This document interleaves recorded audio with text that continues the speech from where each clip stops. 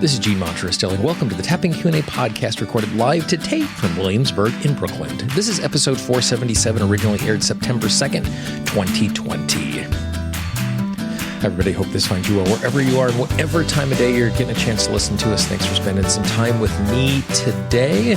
Welcome to the Tapping Q&A podcast, where every single week we answer the most common and uncommon questions about tapping and EFT, so you can move from the basic recipe to mastering the art of delivery. You'll learn how to find root causes faster, clear issues quicker, and have longer lasting results with your tapping. Today, what we're going to do is we're going to have a conversation about how I have become okay with making really bad choices. And obviously, there's a caveat to that and the context in which that falls in. Before we jump into that, two quick things. First of all, we have a free 10-part guide where you can learn how to use tapping to eliminate self-sabotage. All you need to do is go to tappingqanda.com, click on the big blue button, and we will send you that guide absolutely free. If you happen to be listening to this right now in the website, in the upper right-hand corner, in that right-hand column, you'll see the blue button, click on it, and you can receive it for free. The other thing I wanted to do is I wanted to thank all of the supporters of the Tapping Q&A podcast. If you don't know, there are people who financially support the work we're doing in a voluntary fashion, and every single month we take 10% of the money that is used to support the podcast, and I make loans on Kiva.org. Kiva is a microloan site that makes loans to small business owners all over the world who would never have the access to a loan through a traditional bank. And the really cool thing is, as those loans are paid back, I then reloan the money back out. And so this week, when I did the contribution for the month of September, a bunch of loans were paid back over the course of August, which meant that I got to support 12 different small business owners all over the world because of the amazing supporters of the Tapping Q&A podcast. If you'd like to support the podcast so we can keep producing it at the same quality it is produced and receive some amazing bonuses and help small business owners all over the world, all you need to do is go to tappingqanda.com/support. That's tappingqanda.com/support. And once again, I just want to thank all of the amazing supporters of the Tapping Q&A podcast. One of the changes that I have made over the course of the last year and a half or 2 years is approaching the way that I make choices that I would call bad choices. And oftentimes when I'm talking about bad choices, I'm talking about the smaller, unhealthy choices, about the things that I consume with my eyes, watching TV, on the internet, what I'm reading, the stuff that I'm eating, the way that I spend my time. And what I've come to realize is that it's not that I want to make good choices all of the time. Right now, the goal is to make conscious choices as much as often. And you notice I didn't say all of the time because I'm far from doing it all of the time. And ultimately, that's the goal. But I'm not measuring my success on whether or not I do this all the time. I'm simply striving to do it better. And what I mean by that is, let's take eating, for example. For me, the two pieces of junk food that I consume the most are either Pringles potato chips, which aren't even really, I don't know if they're potato. They're certainly not potato chips. They're reconstituted fiber that is pushed into the shape of a potato chip and the flavor of sour cream and onion. And the other is Reese's Peanut Butter Cup Minis. And I like the white chocolate ones, and I like the regular chocolate ones where they put the little Reese's pieces in the peanut butter on the inside. So those are far from healthy. And in the realm of chocolate and peanut butter and potato chip, they're not even the best ones that I have available in my neighborhood. There's a place in my neighborhood that makes potato chips on site. But for whatever reason, those are my indulgences. And what would happen when I'm making choices in an unconscious way is all of a sudden there's this pile of tinfoil from a bunch of Reese's peanut butter cups that I've eaten, and I don't remember eating them. Or when I go to get some more potato chips out of the can and it's just empty, is I don't want to be in a circumstance where if I'm making a really bad choice, that I do it in such a way that I don't even remember making the choice, that it's something that is really unconscious. Instead, I would like to be in a circumstance where when I'm making a choice that is unhealthy, and I'll take the word bad out of it, because it's just unhealthy. Who knows if it's good or bad? We'll take a moral judgment out of that. But if I'm making a choice that is unhealthy, and it's probably really unhealthy, it is okay for me to do that as long as I'm doing it in a conscious way. And the way that I do that with my Reese's peanut butter cups is I get 4 of the ones that are white chocolate, and I get 4 of the ones that are the regular chocolate with the little Reese's pieces in the peanut butter. And I eat them one at a time, going back and forth. But I enjoy them and I savor them. I pay attention to them. I pay attention to the taste in my mouth. I pay attention while I'm eating them. And I name the fact that this is probably not the healthiest eating choice I could be making at 8:45 on a Tuesday night while I'm watching Top Chef or whatever mindless television I'm watching to unwind at the end of the day. But by being present to the choice and by being conscious of the choice, one, I typically make better choices. Instead of eating a whole handful of them, I eat a specific number of them. And because I am present to the choice while I'm making it, I am enjoying whatever enjoyment there is in that really cheap, chocolatey type substance that it is. Which is okay. Because my goal is not to make the right choice all of the time. It's to make conscious choices that I'm taking responsibility for. When I'm eating crappy food, I know it's crappy food and I know it's not the best thing for my body. And sometimes I make that choice because I have free will and I'm allowed to, as long as I'm not hurting someone else and I'm taking responsibility for myself when I'm making that choice. And so my goal is to be aware in the moment of choice, to be aware of the choice that I'm making, and to be as aware as I can when I am making that choice so that I can take responsibility for the consequences and I can be aware of the consequences so I don't find myself in a much worse place, in this case physically, and wonder, how did I get here? I know. And then I can respond to that however I want. But the goal now is not right choices, not even good choices, conscious choices.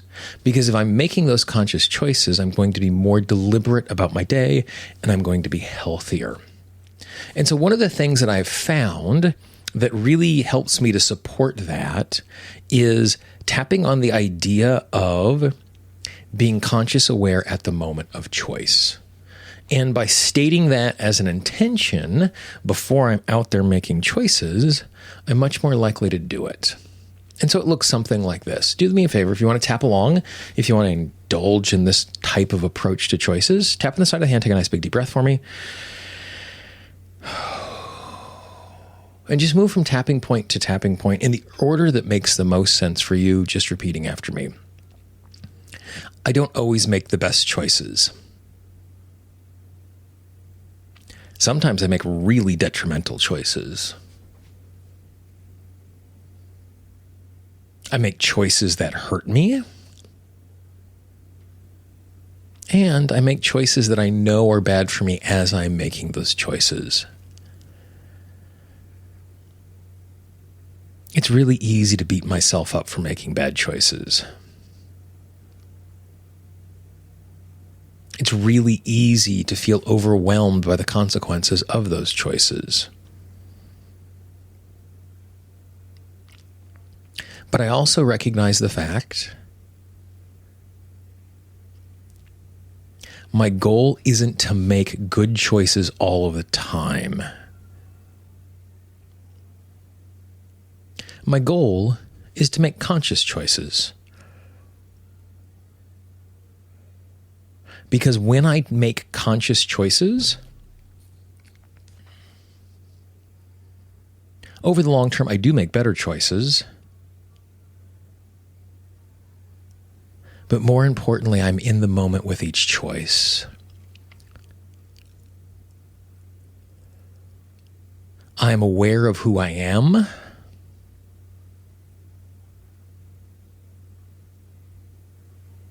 I'm aware of who I am becoming.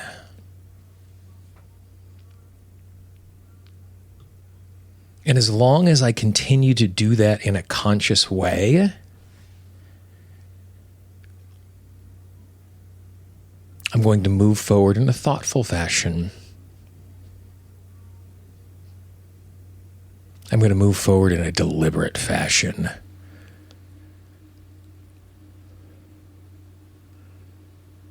And that's really okay. Because when I move in that way, I'm consciously controlling my life. I'm not purely responding from habit. I'm not purely responding from desire. And in the long term, that will mean much better choices. In the long term, I will be healthier. In the long term, I will be happier.